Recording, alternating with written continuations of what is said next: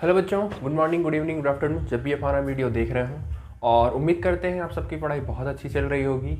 तो welcome to our YouTube channel, जिसमें हम आपको क्लास 10th में बायोलॉजी की लाइफ प्रोसेस चैप्टर को पढ़ा रहे थे, जिसमें आपको मैंने डाइजेशन कंप्लीट कर दिया है। रेस्पायरेशन का आपका एक पार्ट मैंने ऑलरेडी क्लियर कर दिया है। रेस्पायरेशन क्या होता है, कितने तरीके का होता है, ब्रीदिंग क्या होता है, इंटरनल ब्रीदिंग, इंस्पायरेशन, एक्सपायरेशन, वो सब क्या होता है, वो सब मैंने आपको क्लियर कर दिया है। ठीक है, अब नेक्स्ट आता है आपका ह्यूमन रेस्पायरेटरी सिस्टम। कि ह्यूमन रेस्पायरेटरी सिस्टम, जैसे हमें अगर ब्रीदिंग करनी है, रेस्पायरेशन करना है, तो उसके लिए पर्टिकुलर हमारे पास एक सिस्टम प्रेजेंट होता है। ठीक है, अब अगर उस सिस्टम के बारे में पहले आपको पढ़ लेना है। अच्छा, उससे पहले एक आपका जो एरोबिक और एनारोबिक था, उसका आप एक डिफरेंस लिख लो कहीं पे, क्योंकि डिफरेंसेस अक्सर पूछे जाते हैं पेपर में। ठीक है, what is the difference between aerobic and anaerobic, give 2 points. तो आप डिफरेंशिएशन या डिफरेंशिएट करने के लिए पेपर में पूछे जाते हैं, तो पहले आप उनको लिख लो। अच्छा, मैं समझा भी दे रहा हूँ, क्योंकि अभी लिखने में आखिर टाइम वेस्ट ही होगा, तो मैं समझा दे रहा हूँ, आपकी स्क्रीन पर फ्लैश हो जाएगा जो डिफरेंसेस मैं पढ़ूंगा। ठीक है, चलिए देखिए, आपको दिख रहा होगा differences between aerobic and anaerobic respiration.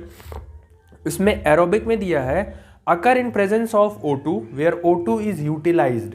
अब आप ऐसे समझो, एरोबिक रिस्पायरेशन वो रिस्पायरेशन होता है जो ऑक्सीजन के सफिशिएंट अमाउंट में होता है। प्रेजेंस आप ना रखो, प्रेजेंस की जगह आप सफिशिएंट अमाउंट ऑफ O2 आप यहां पे रखो। ठीक है, और एनारोबिक में दिया है an occur in absence of O2, तो आप एब्सेंस नहीं रखो, आप रखो कि इनसफिशिएंट अमाउंट ऑफ O2 में होता है। ठीक है, सेकेंड पॉइंट है आपका, glucose is completely broken down to release the end product in the form of CO2 and water. मैंने कल ही आपको बताया था कि जब एरोबिक रिस्पायरेशन होता है तो उसका जो एंड प्रोडक्ट होता है वो कार्बन डाइऑक्साइड, जो कि आपकी बॉडी से बाहर कर दिया जाता है, वाटर जो आपकी बॉडी में स्टोर कर लिया जाता है, और आपकी बॉडी में एनर्जी भी बनती है जो स्टोर कर ली जाती है in the form of ATP in mitochondria. ठीक है, अच्छा, glucose is incompletely oxidise to release the end product in the form of ethanol और लैक्टिक एसिड।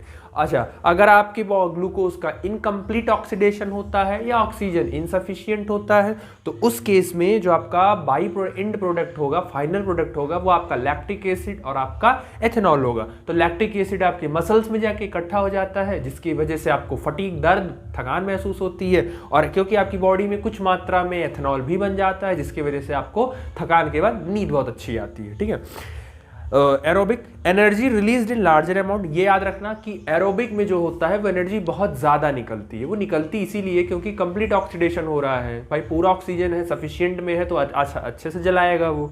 और energy is released in lesser amount. और एनारोबिक जो होता है वो आपका उसमें एनर्जी जो होती है वो कम निकलती है। ठीक है, aerobic it takes place in cytoplasm and mitochondria. Aerobic जो होता है वो साइटोप्लाज्म और माइटोकॉन्ड्रिया दोनों में होता है। अब आपको अगर याद होगा तो साइटोप्लाज्म में आपका ग्लाइकोलिसिस वाला फंक्शन होता है, जिसमें ग्लूकोज पायरुविक एसिड में कन्वर्ट होता है। ठीक है, माइटोकॉन्ड्रिया में आपका क्रेब्स साइकिल और ETS चलता है। तो ये माइटोकॉन्ड्रिया में होता है, क्योंकि ये दोनों चलने के लिए ऑक्सीजन की डिमांड होती है। और एनारोबिक जो होता है it takes place in cytoplasm, the mitochondria are not involve, क्योंकि एनारोबिक में आपको ऑक्सीजन चाहिए नहीं होता है सफिशिएंट, तो ये आपका सिर्फ साइटोप्लाज्म ही होता है, ग्लाइकोलिसिस वाला, उसके बाद नहीं होता है। ठीक है, तो ये कुछ बेसिक चीजें थी जो मैंने डिफरेंसेस बता दी हैं, आप डिफरेंसेस नोट भी कर लेना। ठीक है, पूछे जाते हैं आपसे पेपर में। अब नेक्स्ट आता है आपका ह्यूमन रेस्पायरेटरी सिस्टम। ठीक है, ह्यूमन रेस्पायरेटरी सिस्टम में कुछ चीजें हैं, जैसे वहां आपने एलिमेंट्री कैनाल, डाइजेस्टिव ग्लैंड पढ़ा कि माउथ,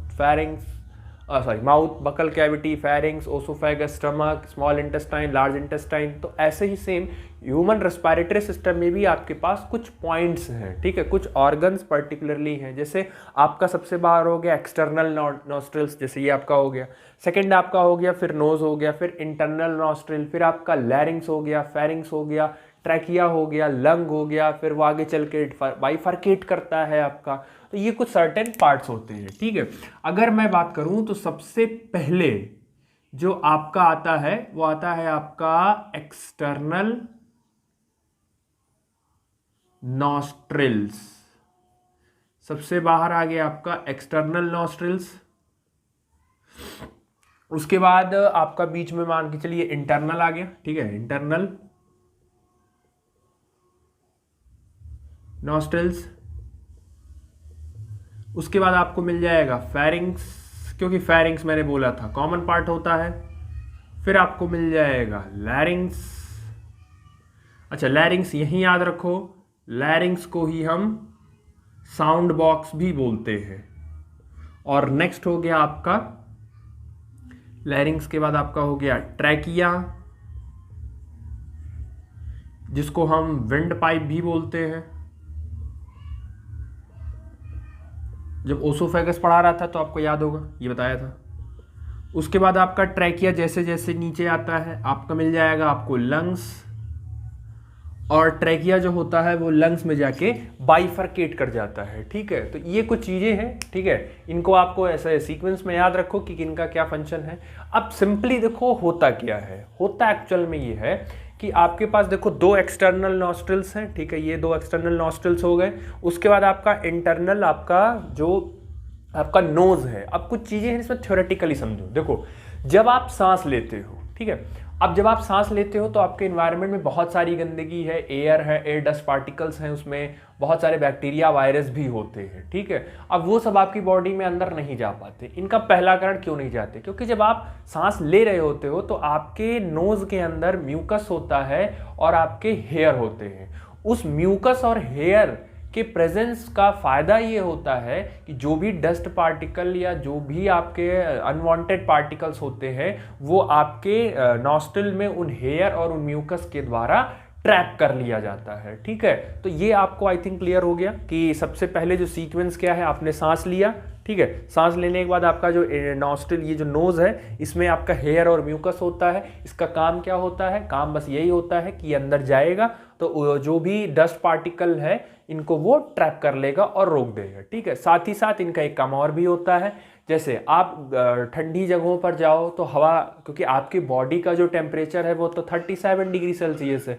हवा तो बाहर की ठंडी गर्म हो सकती है ना, तो उस हवा को बॉडी के टेम्परेचर से मैच भी तो कराना होता है। तो जब सांस लेते हो आप, तो जब सांस आपका नॉस्ट्रिल से नोज से अंदर जाता है तो वो आपके नोज के पास एक पर्टिकुलर ग्लैंड प्रेजेंट होता है। ठीक है, अब वो सेकेंड ईयर की चीज़ें हैं, उतना डिटेल नहीं है, बट फंक्शन में याद रखना कि आपके नोज में ही पर्टिकुलर ग्लैंड होता है जो आप इन्वायरमेंट का जो एयर होता है उसका टेम्परेचर और आपकी बॉडी का जो टेम्परेचर होता है वो बराबर कर दिया जाता है, ताकि अंदर जाने से पहले दोनों का टेम्परेचर क्या रहे, बराबर रहे। ठीक है, तो ये समझ में आ गया होगा। नेक्स्ट आपका क्या है? अच्छा, इसीलिए कहते हैं कि मुंह से सांस नहीं लेना चाहिए, क्योंकि अगर आप मुंह से सांस लोगे तो जो बॉडी का टेम्परेचर है उससे आपका इन्वायरमेंट का टेम्परेचर मैच नहीं करेगा, तो सीधे सीधे वही अंदर चला जाएगा और इससे पहली प्रॉब्लम। दूसरी प्रॉब्लम ये है कि मुंह से कोई फिल्टर नहीं लगा है मुंह में, तो जो भी बैक्टीरिया जर्म्स हैं वो डायरेक्ट आपके बॉडी के अंदर चले जाएंगे। ठीक है, जबकि नोज़ के साथ ऐसा नहीं होता है, क्योंकि उसके पास हेयर है और म्यूकस है, तो वो उनको डस्ट पार्टिकल को बाहर ही रोक लेगा। ठीक है, तो ये आपको आई थिंक क्लियर हो गया होगा। ठीक है, तो ये हो गया। अब उसके बाद जैसे जैसे आप अंदर बढ़ते हो आपके पास आपको मिलता है फेरिंग्स। अब फेरिंग्स मैंने बोला था कि ये कॉमन पार्ट होता है, चाहे डाइजेशन का हो या रेस्पिरेशन का हो, ये दोनों का कॉमन पार्ट होता है। ठीक है, फिर आपका जो एयर होता है वो आपका फेरिंग्स से आगे बढ़ता हुआ धीरे धीरे नीचे आएगा। आपको एक लंबी सी ट्यूब मिलती है जिसको हम ट्रैकिया बोलते हैं। ठीक है, एक लंबी सी आपको ट्यूब मिलेगी जिसको हम ट्रैकिया बोलते हैं। ट्रैकिया से थोड़ा सा ऊपर पार्ट स्वेलन होता है, हल्का सा पार्ट स्वेलन होता है। अब इतना डिटेल है नहीं, ये जो स्वेलन पार्ट होता है, ये स्वेलन पार्ट ही आपका कहला रहता है लैरिंग्स, और इसी लैरिंग्स को हम बोलते हैं साउंड बॉक्स। ठीक है, आप बस इतना याद रखो कि लैरिंग्स को ही हम बोलते हैं साउंड बॉक्स। अच्छा, अब इस साउंड बॉक्स में देखो क्या है, जनरली क्या देखा गया है कि ये जो हिस्सा आपके पास होता है, जैसे आप अपना ऐसे सर पूरा ऊपर करो तो यहाँ जब हाथ लगाओगे थोड़ा सा आपको एक निकला निकला पार्ट नहीं, लड़कों में वो पार्ट ज़्यादा निकलता है कंपैरिजन टू लड़कियों में, लड़कियों में नहीं निकलता है। तो ये जब आप जो लड़के होते हैं जब थोड़ा सा यंग एज में आते हैं तो उनका जो लैरिंग्स वाला पार्ट होता है ये थोड़ा सा बाहर आउट हो जाता है, और वो जो बाहर आउट होता है उसको हम बोलते हैं एडम्स एप्पल। ठीक है, खाने वाला एप्पल नहीं, इसको बोलते हैं हम एडम्स एप्पल। लैरिक्स जब थोड़ा सा बाहर निकल जाता है, आउट हो जाता है, तो उसी को हम एडम्स एप्पल भी बोलते हैं। खासकर ये लड़कों में होता है, लड़कियों में बहुत ज़्यादा नहीं होता, उनका लगभग स्ट्रेट ही होता है, लड़कों में ज़्यादा निकलता है। ठीक है, तो ये याद रखिएगा। अब उसके बाद क्योंकि लैरिंग्स से जब नीचे आओगे तो आपको मिलेगा ट्रैकिया, जिसको बोला गया है विंड पाइप। अच्छा, इस ट्रैकिया के चारों तरफ ऐसे 16 से 20 कार्टिलिजिनस रिंग होती है। ठीक है, इसको ऐसे शी शेप्ड में, जैसे अगर ये आपका ट्रैकिया है, ठीक है, ये आपका अगर ट्रैकिया है तो इसको ऐसे शी शेप में ऐसे बांधे रखती है। ठीक है, जैसे ये अगर आपका ट्यूब हो गया, अगर मैं मान लूँ, अगर ये जैसे आप मान लीजिए आपका अगर ट्यूब हो गया ये, तो कार्टिलेजनस ऐसे इसको पकड़ के रखेगी। ठीक है, ऐसे इसको होल्ड करके वो रखती है। लगभग 16 से 20 के नंबर में इनकी संख्या होती है। अब सबसे पहले क्वेश्चन पूछा ही जाएगा, what is the function of cartilaginous ring. Cartilaginous ring का फंक्शन क्या होता है? कार्टिलेजनस रिंग का फंक्शन बस ये होता है कि वो ट्रैकिया की जो वॉल होती है उनको आपस में चिपकने नहीं देती है, कोलैप्स नहीं करने देती है। ठीक है, नहीं तो अगर ट्रैकिया ऐसे तो वो चिपक जाएगी आपस में, तो वो रिंग क्या करती है, उसको ऐसे होल्ड करके रखती है ताकि दोनों जो ट्रैकिया की वॉल्व है वो आपस में चिपके ना। ठीक है, वो ऐसे खुले रहे ताकि एयर अंदर बाहर होता जाए। तो आपसे पूछा जाएगा what is the function of cartilaginous ring in trachea. तो ट्रैकिया में क्या फंक्शन होता है? तो फंक्शन यही होता है कि कार्टिलेज रिंग जो होता है वो ट्रैकिया को कोलैप्स करने से बचाती है, टू प्रिवेंट कोलैप्सिंग टुगेदर, दोनों को आपस में कोलैप्स करने से बचाती है कार्टिलेजनस रिंग। ठीक है, तो ये आपसे पूछा जा सकता है। उसके बाद जो आपका ट्रैकिया होता है वो आपका ट्रैकिया आगे चल के ये बाइफरकेट कर जाता है दोनों लंग्स में। ठीक है, दोनों लंग्स में आपका ये बाइफरकेट कर जाता है। ठीक है, ये आपका दोनों लंग्स में बाइफरकेट कर जाता है। इसका फिगर में लगा दूंगा, आप ध्यान से क्लियरली विजुअल कर लेना। अच्छा, जब आपका ट्रैकिया आगे चल के बाइफरकेट करता है तो आपने उसमें देखो, फिगर में देखो, आपको दिखा होगा कि आपको मिल जाएगा ब्रोंकियोल्स। ठीक है, ब्रोंकी मिल जाएगा। जैसे जैसे वो आगे बाइफरकेट करता जाता है, जैसे ये हो गया आपका ब्रोंकी हो गया। ठीक है, अब उसके बाद ये फिर आगे फिर बाइफरकेट करेगा तो ये हो गया प्राइमरी ब्रोंक्यूल। अब ये फिर आगे चल के बाइफरकेट करेगा तो ये हो गया सेकेंडरी ब्रोंक्यूल। तो ऐसे ऐसे डिवाइड करता जाएगा। और मैं सबसे लास्ट वाला हिस्सा बना दे रहा हूँ। सबसे लास्ट में आपका एक स्वेलन पार्ट होता है और उस स्वेलन पार्ट को हम बोलते हैं एल्वलाई। तो एल्वलाई एक स्वेलन पार्ट होता है जहां पर एक्चुअली में गैसेस का एक्सचेंज होता है। ठीक है, तो मैं फिगर लगा दूंगा, आप ध्यान से एक बार देख लो कि क्या कैसा अरेंजमेंट होता है। उसके बाद लंग्स की ही जस्ट नीचे आपका डायाफ्राम प्रेजेंट होता है। अच्छा, लंग्स के जो राइट वाला लंग, जो लेफ्ट वाला लंग होता है उसमें एक छोटा सा कार्डियक नॉच प्रेजेंट होता है। ठीक है, जो आपका ये मान लीजिए आपका हो गया, ये आपका डायाफ्राम हो गया। अच्छा, ये जो लेफ्ट वाला लंग होता है इसमें हल्का सा थोड़ा सा जगह दिया गया होता है। ये यहाँ पे जगह जो होती है ये एक्चुअली हार्ट के लिए होती है। ठीक है, हार्ट के लिए जगह दी गई होती, और इस जगह का जो नाम होता है उसको बोलते हैं कार्डियक नॉच। तो उसमें हार्ट प्रेजेंट होता है। ठीक है, तो फिगर लग जाएगा, देख लीजिएगा आप ध्यान से। ठीक है, उसमें फिगर में जो नहीं समझ आएगा एक बार बता दीजिएगा, मैं नेक्स्ट में अच्छे से बना के समझा दूंगा। ठीक है, तो आई थिंक आपको समझ में आ गया होगा कि ओवरऑल होता है, इतना डिटेल नहीं पूछा जाता है, बट मैंने फिर भी 10th क्लास तक आपको एक स्टेप आगे ही पढ़ाया है। ठीक है,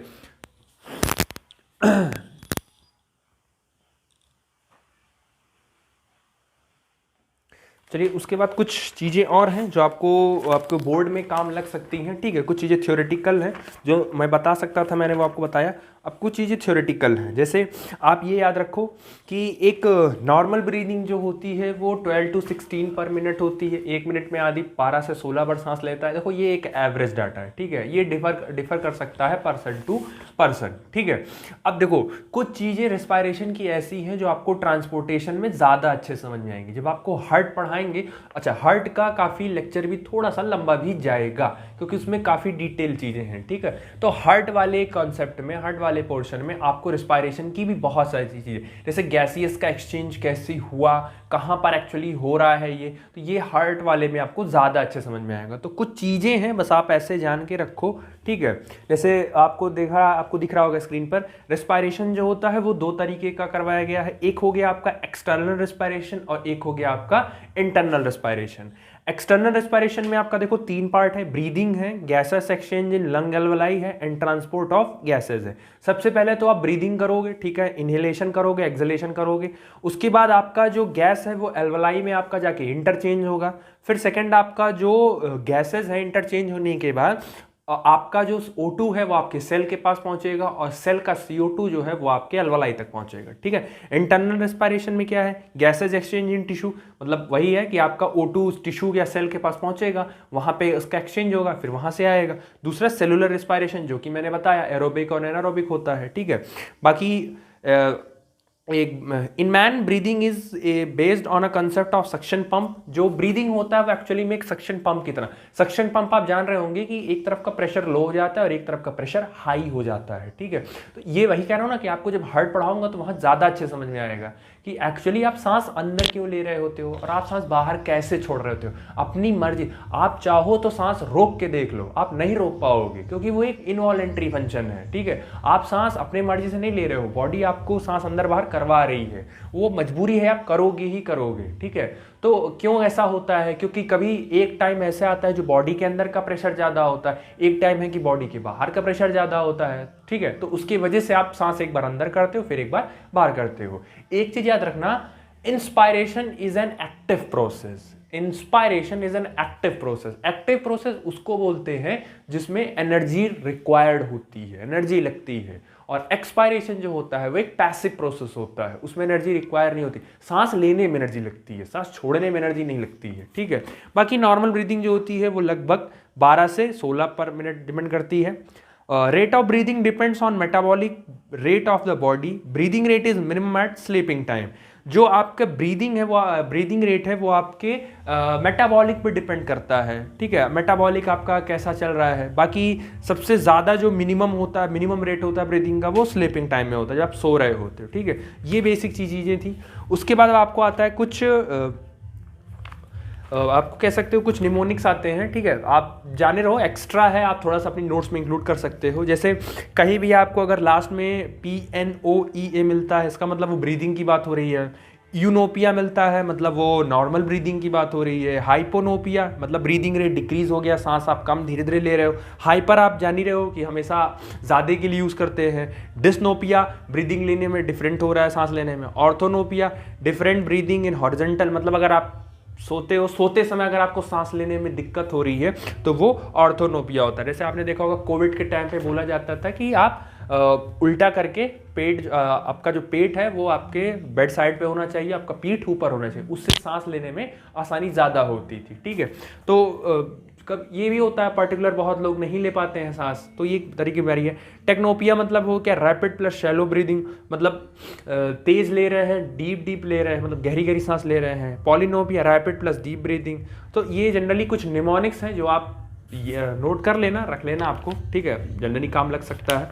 उसके बाद आते हैं कुछ आपके डिजीजेस, ठीक है, जो NCERT ने नहीं गिवन है बट चांसेस हैं पूछने के, ठीक है। पहला है आपका ब्रोंकाइटिस। लास्ट में देखो ITIS आया है। ब्रोंकाइटिस का मतलब होता है inflammation in the epithelium of bronchi as well as bronchiole that causes enough. आपका जो ये लंग होता है, उस लंग में आपको फिगर दिख रहा होगा, आपका जब लंग ट्रैकिया जब आगे चल के बाइफर्केट करता है तो वो bronchioles, primary bronchiole, secondary, tertiary में वो डिवाइड होता है, ठीक है। अब उसमें क्या है, अगर उस ब्रोंकियोल में पर्टिकुलरली स्वेलिंग आ जाती है, इन्फ्लेमेशन हो जाता है, तो उसको हम ब्रोंकाइटिस बोलते हैं। ये होता क्यों है, आप अगर सिगरेट स्मोक कर रहे हो, एयर पॉल्यूशन है, ठीक है, तो ये जनरली होने के चांसेस बढ़ जाते हैं, ठीक है। उसके बाद नेक्स्ट है आपका cessation, stoppage of breathing, asphyxia, decrease ability of O2 to the body tissue और decrease utilisation of O2 results into asphyxia. अब रीजन क्या है, अगर आपकी बॉडी को ऑक्सीजन की डिमांड बहुत कम हो जा रही है, ठीक है, ऑक्सीजन बॉडी को नहीं मिल रहा है प्रॉपर तरीके से या उसका यूटिलाइजेशन नहीं हो रहा है, तो ये पर्टिकुलरली बीमारी होती है। ये क्यों होती है, CO पॉइजनिंग की वजह से होती है। कॉजेज ऑब्जर्वेशन O2 ट्रांसपोर्ट, अगर कार्बन मोनोऑक्साइड अंदर बॉडी में अंदर बाहर होने लगा, तो अब कार्बन मोनोऑक्साइड जाने की वजह से बॉडी में जो ऑक्सीजन अंदर बाहर हो रहा था उसके ट्रांसपोर्टेशन में में थोड़ी सी दिक्कत आती है, ठीक है। Cyanide poisoning inhibit cytochrome oxidase and stop utilization of O2।